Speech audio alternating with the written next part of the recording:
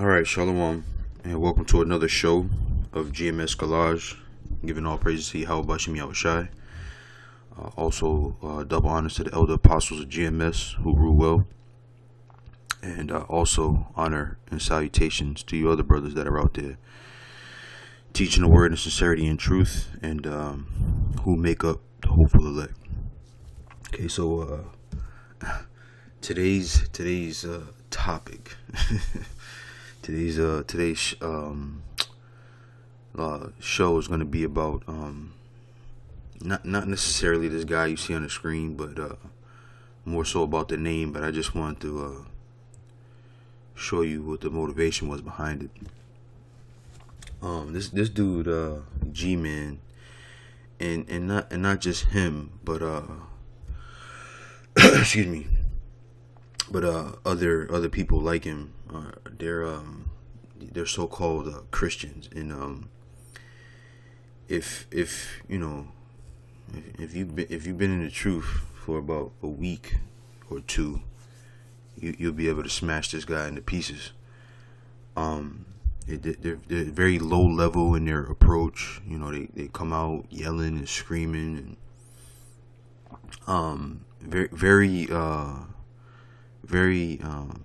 I don't know how I want to say this. Very not very studious at all.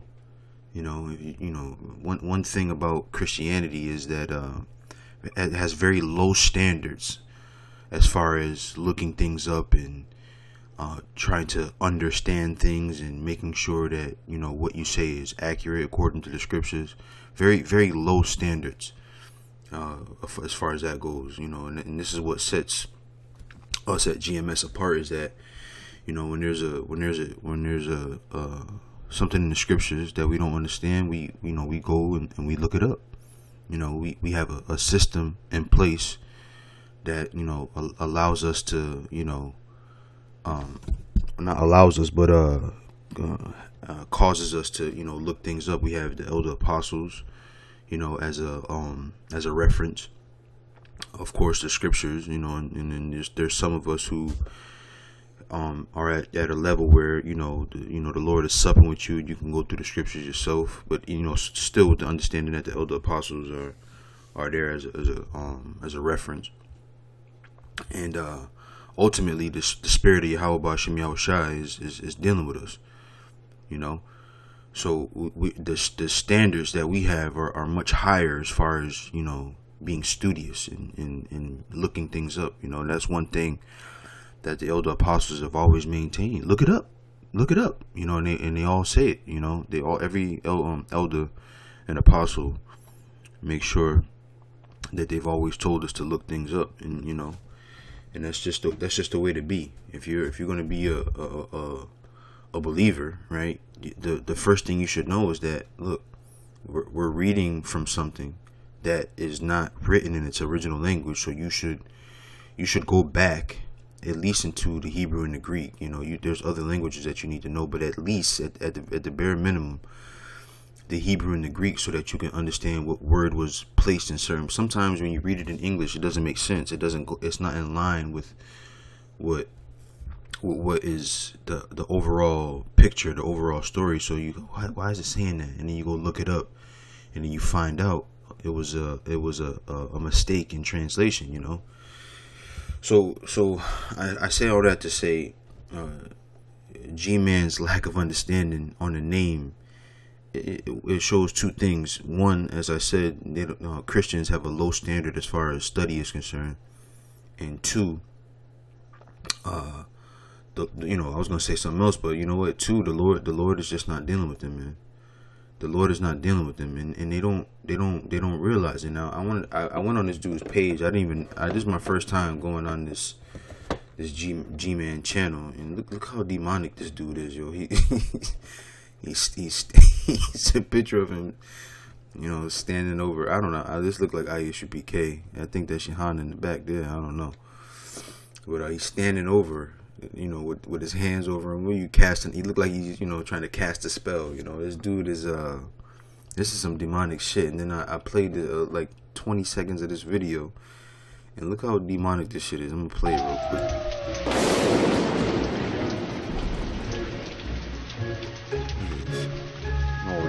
dark and green. This is like look at this is like the this is like an opening to a so-called scary movie or some demonic. Look what he's using to so-called, I guess, embarrass the Hebrew Israelites. I don't know what he's doing, but look how ridiculous this is. This is demonic.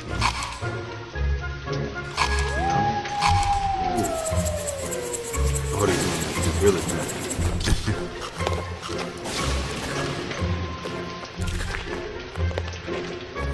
This is what this guy is promoting.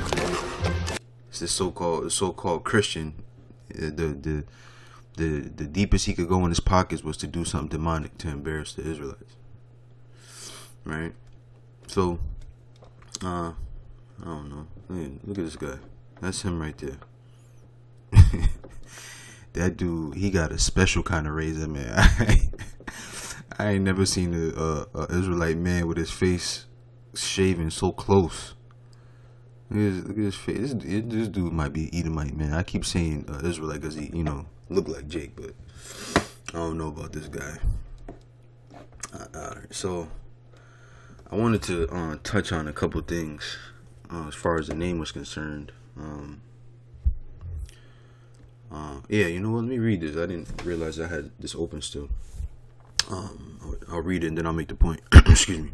This is Isaiah 29:13. It says, "Wherefore the Lord said, for as much as this people draw near me with their mouth and with their lips do honor me, but have removed their heart far from me, and their fear toward me is taught by the precept of men." Right. So what is the precept of men teach? That the Lord is this Passover, this, and not saying Passover as in the high holy day, but Passover. I'm sorry, I meant to say pushover. That's the word I meant to use. And that he's just, this all, kind of like winks at your wickedness, or just, turns a blind eye to your wickedness in the things that you do. And this is why the Christians in the church, this is why they don't have any fear towards the Lord, because they teach that, the Most High is your friend. The Lord is looking for, somebody to hold his hand and skip through the park. And that's the overall consensus, regardless of what Christian sect you're in, that they teach this. If you accept Jesus Christ into your heart, then you're going to have joy and happiness and all of this money. If you pay tithes to the church, you'll have money in abundance, and all of this.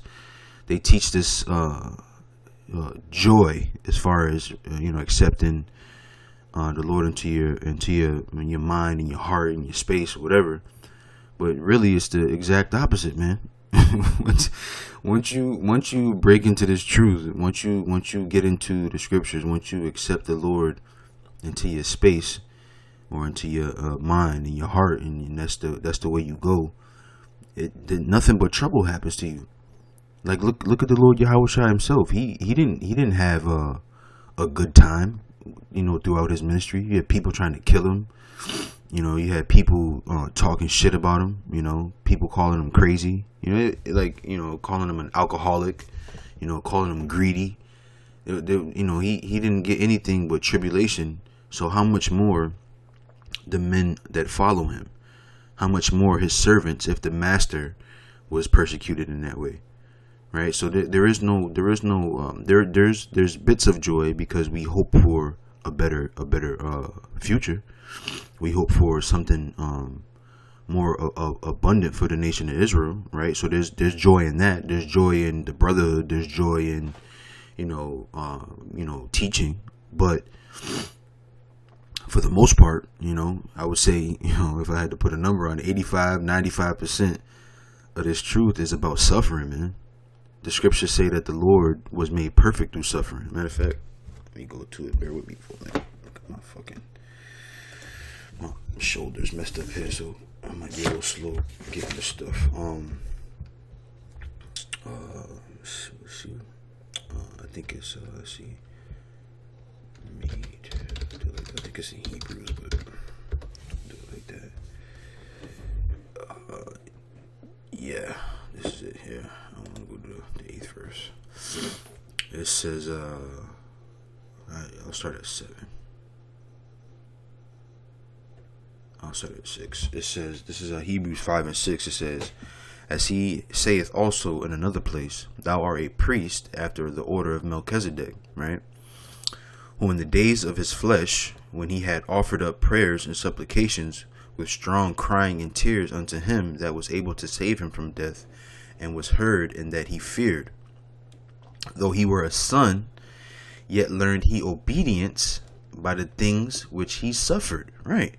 So if you're gonna learn obedience, you gotta go through some kind of tribulation. You gotta go through some kind of suffering. They don't teach you that in Christianity. They don't teach you to prepare your heart for to prepare your soul for tribulation. Matter of fact, they don't teach you that. What's that? I think it's Sirach, the 2nd chapter.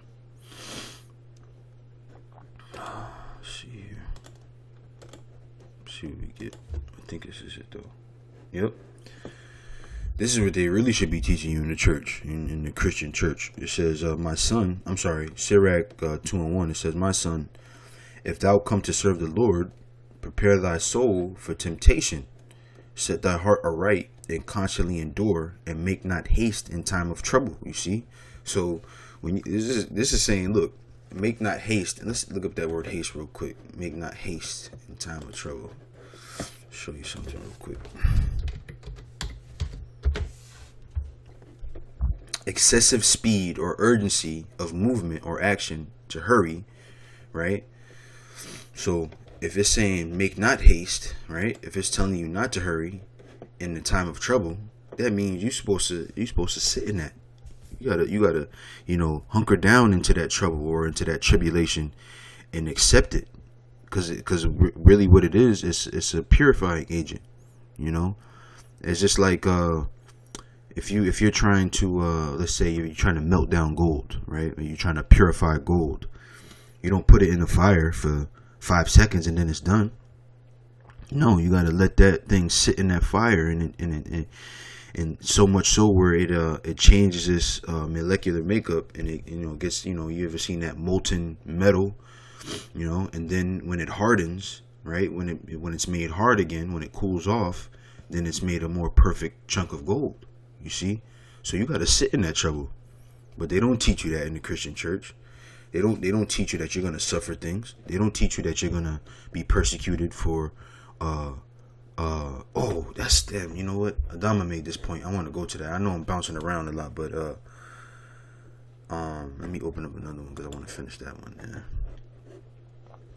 Let's see what we got here. Bookmarks are covered up. Here we go. It escapes me now. I just had it in my mind.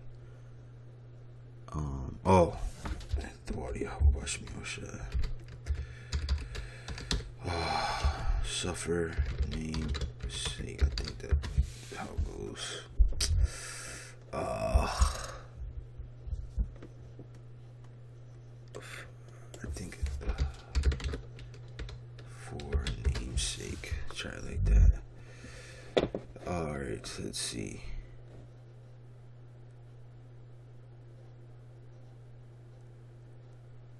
I can't think of that scripture, but the scriptures say, let me see, blessed are ye when men shall hate you, and when they shall separate you from their company, and shall reproach you and cast out your name as evil. Okay. I'll take this one. This is Luke 6 and 22. It says, blessed are ye when men shall hate you, and when they shall separate you from their company, and shall reproach you and cast out your name as evil for the Son of Man's sake. You see? So the point that Adama was making was that, the word Jesus or the name Jesus is widely accepted. There's no one in the world that's going to be hated for the name Jesus because it's widely accepted. It would have to be a name that not everybody knows. And it would have to be a name that is not accepted across the board by everybody. If you go around, if we was out there saying, like, look, as a matter of fact, case in point, look at Nathaniel's camp. Do people hate them? No. They even come on our channels saying that we should do it how they do it. Oh, you guys should be more like, Nathaniel, y'all ain't got it, or whatever they say on the comment boards. But when you say the names Jesus Christ, that's widely accepted. Christians will gladly join IUIC because it's in line with what they already do and what they already say and what they already know. So what is this talking about? If we were going to be hated for the Son of Man's sake, that means we would have to be doing or saying something that's not in line with what consensus is, that is not in line with what the rest of the world says, and that name and that thing that is not in consensus is the Lord Yahweh, Ba'Shem Yahushai. That's the thing that's not in consensus. That's the thing that people don't agree with, and that's G-Man's. That's this current issue. Where is Yahweh and where is Yahushai in the Bible? But then he goes right behind that statement and says his name is either Yah or Yahweh. But where's that in the Bible? The word Yahweh is not even in the Bible, right? So by his own standard, but the thing that he is using to challenge us, he broke the very rule that he used to challenge us. He broke his own rule in less than 5 seconds. That's amazing, and then it goes to show you these people don't even have standards on even a small level. Here it is. The standard that you rule by is, if you're going to say something, it should be in the Bible, right? But then in the next breath, if 2 to 5 seconds later, you said 2 words that are not in the Bible. But see, this is the environment that America has fostered, which is be right at all cost. It doesn't matter if it's accurate. It doesn't matter if it's true. As long as you are right, it doesn't matter if you change your standard. It doesn't matter if you don't stick to your standard. As long as you are right and you make it seem like you're right, that's all that matters.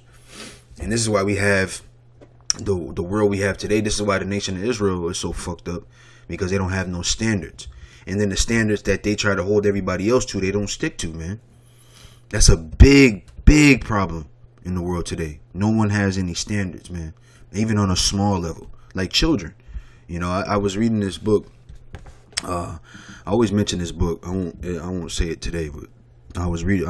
Yes, I will. It's called the Principles That Govern Social Interaction, and in there, it talks about how you have to stick to your standards. If you have a standard, you got to stick to it.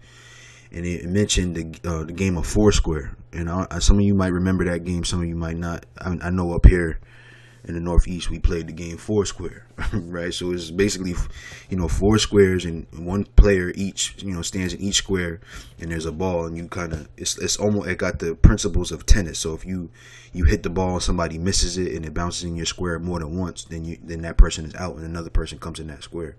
Or you can, if there's only 4 of you, you play until there's only 2 left, and then whoever wins is the guy who is the one. Whoever gets out first, the other guy wins, right? But if you play Foursquare, let's say here in Massachusetts, and then I go back to my hometown of upstate New York, the rules are a little bit different. And as the game goes on, the rules start to change. Same thing with checkers.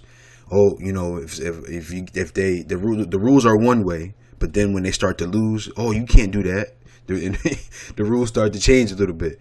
So that's indicative of people's lack of sticking to their standard. Just like a child, once he starts to lose, or once the situation becomes uncomfortable, then he'll change the standard. He'll change the rules to make it fit what he wants. And that's the same thing with G-Man. G-Man is when I know I can speak for all the brothers when I see these so-called Christians or anyone who is trying to refute or come up against the word of Yahweh Ba'Shem Yahushai, I look at them like children, and I sincerely don't see adult men out there talking shit. I see children who got their feelings hurt one way or another, and now they're trying to change the standard. Now they're trying to change the rules of the game because their feelings are hurt. I see children, man, and it don't matter how hard you talk, talk. And it don't matter how close you get to the camera when you talk, you're still a baby. You're a child. You look like a little kid who got his feelings hurt, and now you want to change the standard. Now you want to change the rules of the game because you're losing, you know. So let me go back here, finish this, a couple more verses of this. It says, set thy heart aright and constantly endure, and make not haste in time of trouble. Right? Don't change the standard now that you're going through some shit.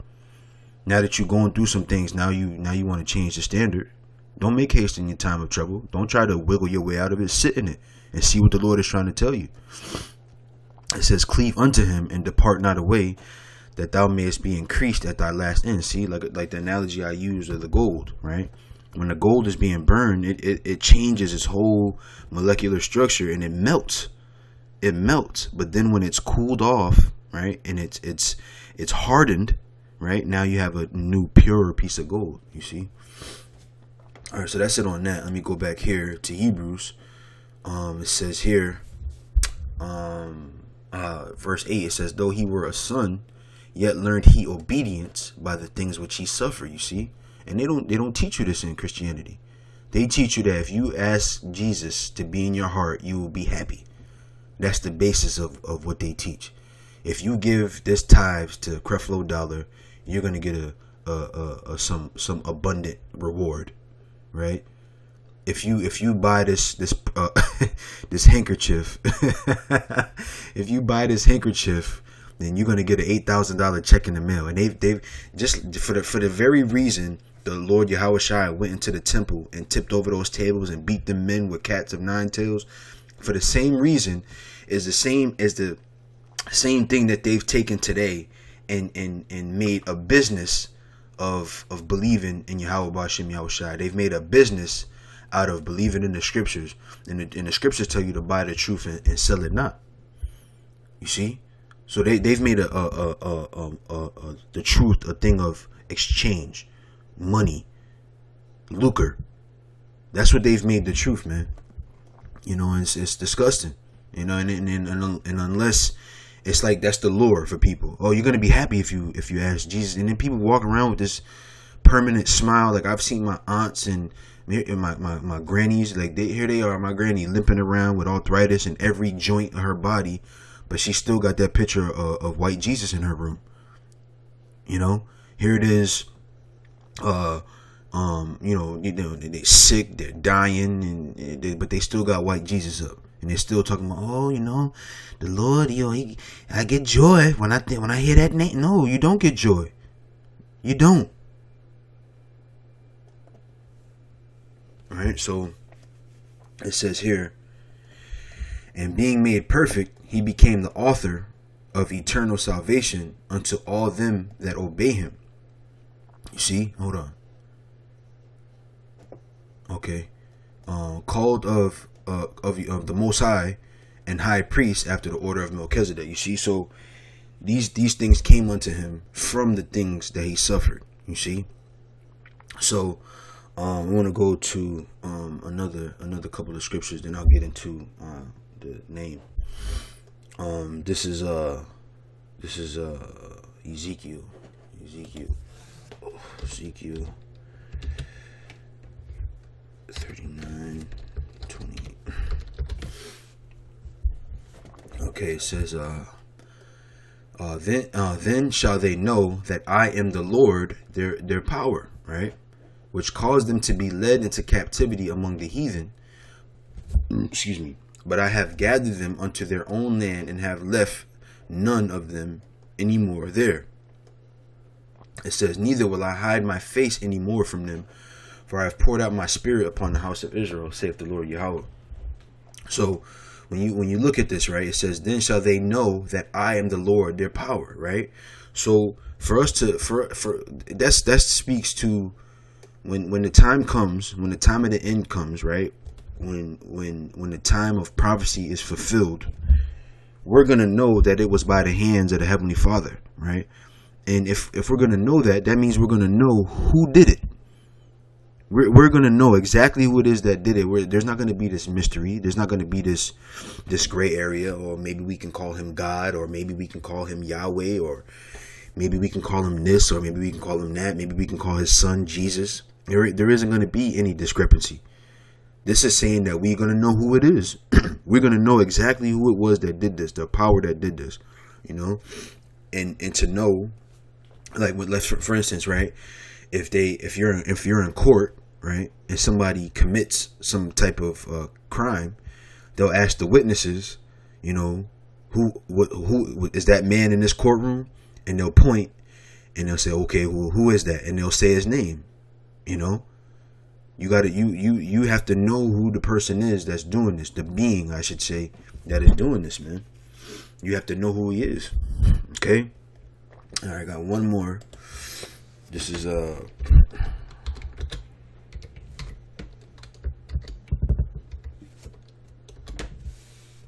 Zechariah 13 and 9. It said, I'll read 8. It said, and it shall come to pass that in all the land, saith the Lord, 2 parts therein shall be cut off and die, but the third shall be left therein, right? And that's what we always say. 2/3 of the nation of Israel are going to be destroyed, and 1/3 is going to be brought through the fire, you know, as the elect, as the, you know, first fruits, right? And it says, and I will bring the third part through the fire, and will refine them as silver is refined, and will try them as gold is tried.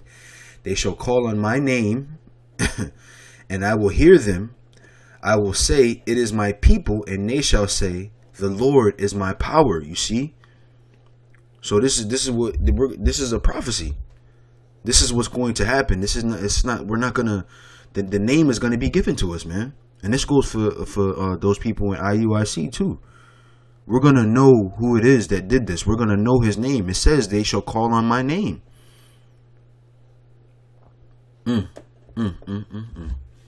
You see, matter of fact, let me go to the tools here. Yeah, I'm more than sure that right here where you see Lord in all caps, you're gonna see the what they call the tetragrammaton, right? So let's go here.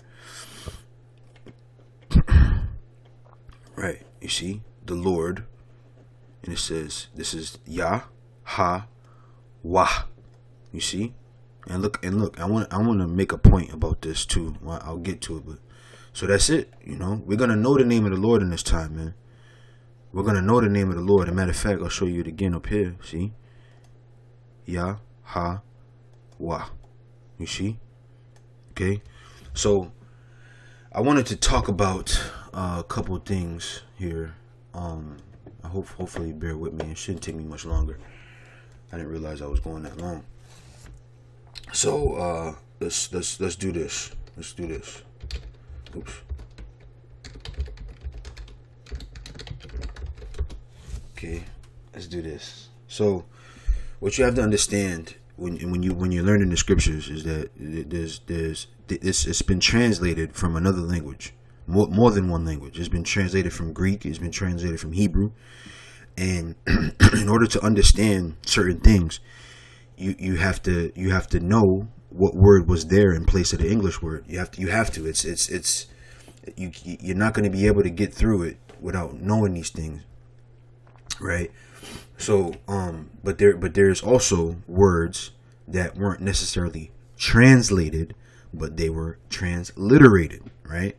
So I'm going to read the definition of transliteration right here, and then I'll give kind of like a layman's definition of it. So it says, for instance, for the Greek term, this is, I believe, Hellenist, and this is, it says right here, which is usually translated as Hellenic Republic, right? It says the usual transliteration to Latin script is Ellenike Demokratia, and the name of Russia in Cyrillic script, I can't pronounce that, is usually transliterated as Russia, okay? So a transliteration in layman's terms is a people trying to make a word look as closely the same in their language as it does in the language that it's coming from, right? So for instance, right, the word Jesus is not a translation but a transliteration, right? So let's do this. just want to show you something really quick. Okay. So you have, let's see. So you have the name Jesus, right? Jesus right here. Now, if you go to it in the Greek, it's going to look different, right? So let's go here like this. Let's look for it over here. Jesus, right? So now when you look at it here in the Greek, it has different characters, right? So here you have the English transliteration, right? And here is the Greek transliteration, right? And like it's described in that Google definition, this is how you would pronounce it right here. I'm pointing at the screen like you can see my finger. This is how you pronounce it, Jesus, right? But this is how you would see it transliterated from the language it came from, right? So let's go here. See what we get here. It says Jesus, Jehovah is salvation, which is not correct. It's so all right, so let me make this point right here. So this is the translation, you see, even though this is incorrect, but I just want to make this point real quick. Jehovah is salvation is now the translation, whereas Jesus is the transliteration. So basically what Jesus is in English, the letters that we can get as close as to the letters that it came from, and that's what you would use to spell the word, right? But that's not what it necessarily means. It's just just to look in a way that the people that understand this language, this Greek language or English language, can understand the word or say the word, right? But that doesn't make it someone's name. It doesn't make it someone's name. So really what Jesus should be translated into is he is a savior, or he is the deliverer, right? Because if you put, so really, let me see if it, okay, it has it right here. So this is, let me see if it's right. It's Yahweh Shah I. So you would, this right here, this character right here between this W looking character and this Y looking character is not here in the Paleo Hebrew. So you got Yah, Ha, Wa, and then you would say Shah and I together, which is Shai, Yahweh Shai, right? This Wa wouldn't be in here. Okay, so this is the way this is Assyrian Hebrew. This is not the Paleo Hebrew. Okay, look, see here, it says English. I'm trying to hold it, and I'm pointing at the damn screen like you can see my finger. But if you look underneath where it gets highlighted when I put my cursor over, it says English would be Joshua, right? So when you go type in Joshua, matter of fact, I'll do it right now. See if I can. I think I did this the other day. English to Hebrew.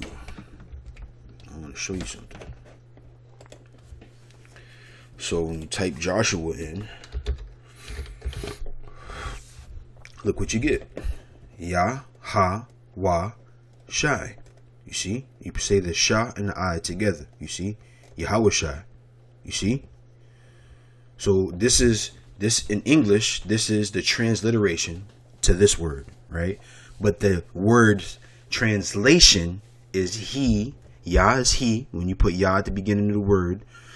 And Hawashai means savior or deliverer. Okay, that's the translation of the word.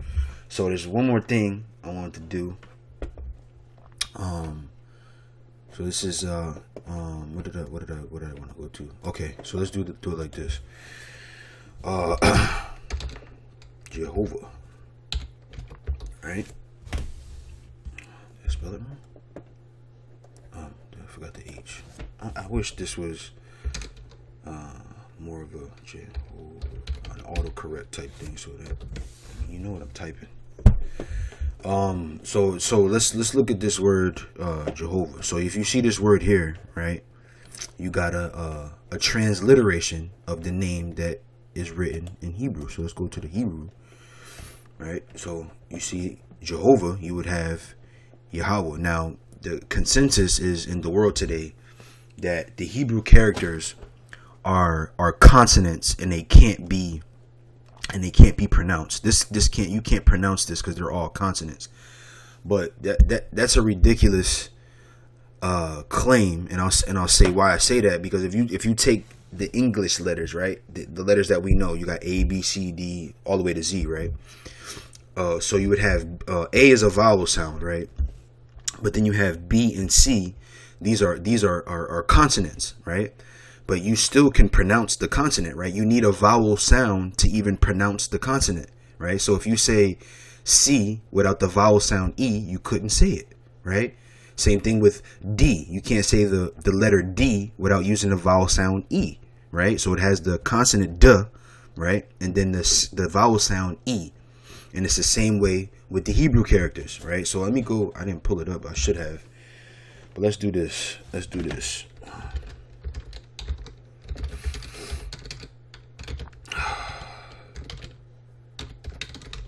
Let's do like this. Let's see what they got here. Yeah, this one's better. No, I don't even like this one either, but we'll go with this. So if you look at the Hebrew characters, right? You got a, ba, ga, da, ha, wa. I think za. This is written kind of funny here. Give me a second. I lost all my index cards. I wish I didn't. But anyway, in any case, you have these consonants here, right? You have these consonants, right? So this would be an a, but you can't say it without the vowel sound a, right? So in Hebrew, you got two vowel sounds. You got all these characters here are a, but then when you get to this character here, you get I, right? So there's two vowel sounds, a and I. And then the mixture of those two. So you got a, I, and then if you put an a and an I together, like in this name here, where is it? Right here. You put this. So this is the Assyrian way to put a sha, but the sha in I think it's pretty similar in the ancient Hebrew, right? So you got the sha right here. It looks like a W, right? So these two, excuse me, these two. The sha and the I in the ancient Hebrew would be this one first, sha, and then I. So that's what you would see at the end. This one, and then over here to the left of the letter would be the I, and you would say them together, shai, right? So those are the only two vowel sounds in the ancient Hebrew, right? So, but even with that being said, you can't say these consonants without a vowel sound. That's why you have the a at the end of each letter, or the I at the end of each letter, or a consonant, because that's how you pronounce them, right? So I wanted to show something. Where'd I go? Right here. So here is what they call the tetragrammaton, right? So you got the small character here, right, which is the smallest character in the Hebrew Bible. In the Hebrew language. You got Yah, right? Then you got this second one is a Ha. This third one is a Wa. And this last one is a Ha, right? But you don't say Yah, Ha, Wa, Ha. You put these two together, the Wa and the Ha, which would make it Wah, Wah. Okay? So you would say Yah, Ha, Wah. Now, I wanted to make a point. So with this transliteration, you got Jehovah, right? So to break the word down, we write from left to right. So you would have Ja, or where it says Ja, Je, Ho, Va, right? But we know that there's no J in Hebrew, right? So I wanted to show you something that I looked up. I forget. Let me see if I can find it real quick. Bear with me for a second, because I want to I have it on my phone what I read, and I'm just gonna scroll through this real quick.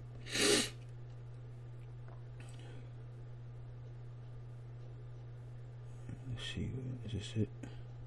Let me see what we got here. All right, let's see what it says in this definition here.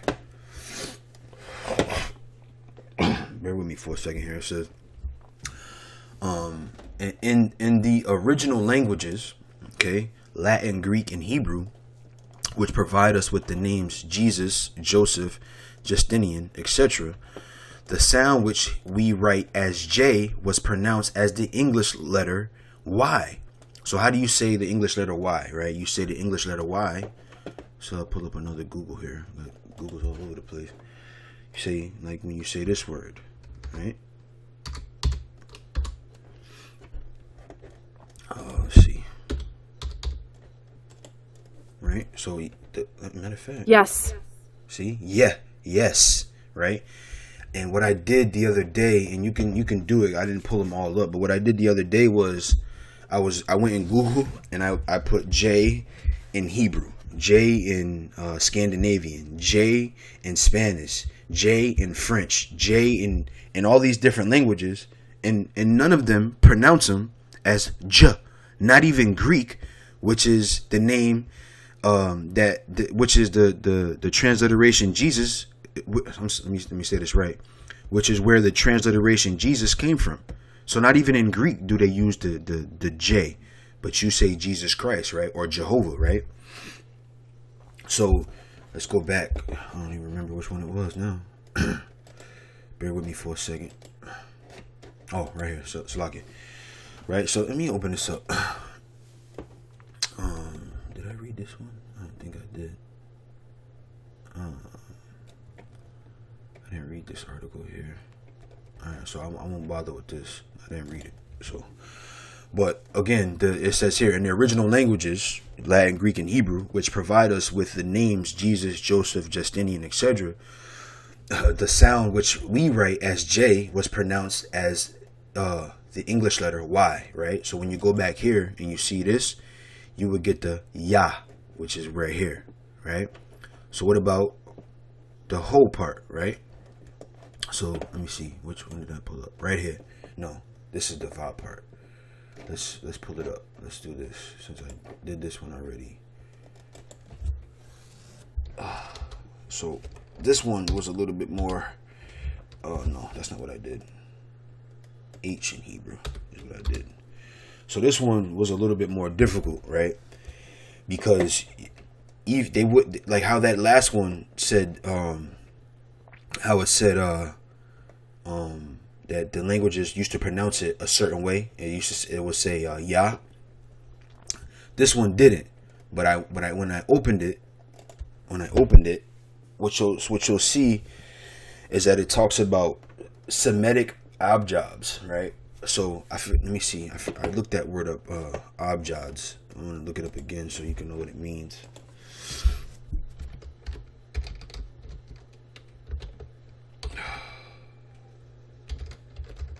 Oh shit! Bear with me for a second. Yeah, an abjad, pronounce whatever that says, is a type of writing system where each symbol stands for a consonant, leaving the reader to supply the appropriate vowel. So how we say in English, right? B, C, D, E, F, G, H, I, so forth and so on, right? But in Hebrew, let me go back to that, right? Semitic abjads, they're very similar, right? So you see here Phoenician, Hebrew, Aramaic, Syriac, Arabic, right? So I started looking, and the only one I could find that would be like the Paleo Hebrew is Arabic, right? So you got the ha there, right? Now I was asking myself, like, why is Arabic the only one that has the ha and everyone else uses the he or he, right? Even the Hebrew here, right? So I started saying to myself, well, so-called Arabic, or if you take the Ishmaelites, right, who are the predominant speakers of Arabic, no one tried to steal their identity. No one tried to take over and say we're Arabic, we're the original Arabics. But there are people trying to say that they're the original Israelites, which is why the language was changed a little bit. But this is how you would say the whole part in Jehovah, right? So let me go back. So where you see ho here, it would be the ha. This letter, this character here, ha. So far we got ya and ha. So let's look up this last part, the va, right? So I want to show something, because in Hebrew we just had this conversation with this dude at camp. I think it was this past week. And he was like, "Oh, you want us to say it in Hebrew? I speak Hebrew." And he was so like, he was so adamant about his ability to speak Hebrew, but he doesn't speak Hebrew. But the language that they speak is some mix, which they now know as Yiddish, right? And here's some proof of that, right? So it says the Hebrew alphabet V, right? The letter V or Vav, right? Excuse me. Or they have the Hebrew character here, which is a little line, looks like an I, but in the Assyrian this is Wa. Matter of fact, let me show it to you. Where did I go to? Where's the Joshua thing? How did I go? I use this. Where's that Joshua thing at? Bear with me. Here it is. So this is right here, the Wa. Okay, but in the Assyrian we write it like this. The Wa. It looks like a Y. So this is the Wa. Okay. So let's go back here to this. So it says the letter Vav is the sixth letter in the Hebrew alphabet. Through the ancient Phoenician language, the letter Vav actually became the modern letter F, used in the English and Latin alphabets. Unlike many other letters in the Hebrew alphabet, the original meaning of the letter Vav actually seems quite obvious and straightforward. The word Vav means a hook, a spear, or tent peg, right? But now if you look at the real Wa, right, it looks like a hook, right? You see? And that's how our characters was written. Okay? So let's go back to that. It says, therefore, the name and shape of the letter are directly connected to this meaning. The Hebrew letter Vav itself has a very interesting pronunciation history and a variety of different uses and meanings. Most scholars agree that the ancient pronunciation of the letter was more like a W and less like the V. So when you go back here, instead of it saying Va, it would say Wa. You see? So you got Ya, Ha, Wa. But they put it this way as a transliteration so that you in English or you in Greek, which is where it came from, can pronounce it. Okay? That's all. And that's it. That's it. This is a transliteration of the real word Yahweh. You see? So let me finish reading this one. It says let me see, where did I leave off at? Okay. It says among certain Jewish pronunciations, the original still holds true, as in Yemenite Jews to this day pronounce the Vav as a W in specific cases.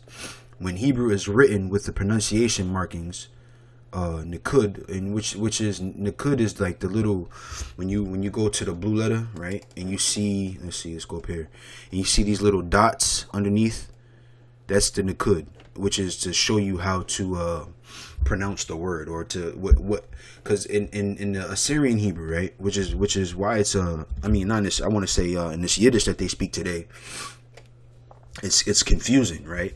One character can be pronounced in 175 different ways depending on this Nikud, whatever dot is underneath it, whatever form of dot is underneath it. But the Heavenly Father, as we know, right, simplifies everything. Everything is simple and basic and principle based, right? So which is easier to get a ba, ga, da, ha, wa, and regardless of what variation you put these letters in, they're all gonna have the same sound unless the I is with it, right? So let's go back here.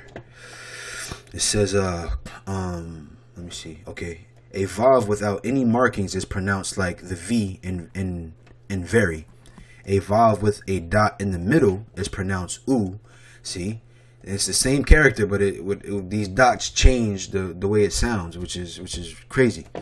As in fool, and in Vav with a dot on the top is pronounced O as in go. Similar to the Hebrew letter Hey or Hi, which is the Ha, right? The Vav is one of a handful of Hebrew letters that has its own meaning. when attached to the beginning of a word, the vav was the meaning of and. Like when we say Yahweh wa Yahweh Shai, we're saying Yahweh and Yahweh Shai, right? Or if we say when you bless your food and you say Barak Ma'akal Zawa Shatayam, the Zawa means and this food. I mean, I'm sorry, bless this food and this drink is what you're saying, right? So let's keep going. It says, for example, the word ze or za, this is the za character and this is the ha, means this. See, so like when I said za wa, that's to say and this. And if we make the word ze, this is bullshit. So this is the wa, this is the za, and this is the ha. By adding a vav to the word's beginning, we get the word and this, as we see. Although one of the simplest letters to write, vav or wa, which is what it should be, which what it should say, has many different meanings and usages. It shouldn't. So, so when you go here, right, and you see, where was it? Jehovah. The proper pronunciation is Yah Ha Wah. Okay. All right. So hopefully that was edifying. Hopefully I made the point. Hopefully it made sense. I know I was bouncing around all over the place. So hopefully it made sense. And really you can go much deeper into it than that. I just wanted to, touch the surface. But with all that being said, I want to give all praises to Yahweh Ba'Shem Yahweh Shai, first and foremost. I also want to give double honors to the elder apostles of GMS who rule well, and also love and honor and salutations to those of you that are of the hopeful elect. And with that, I'm going to say Shalom.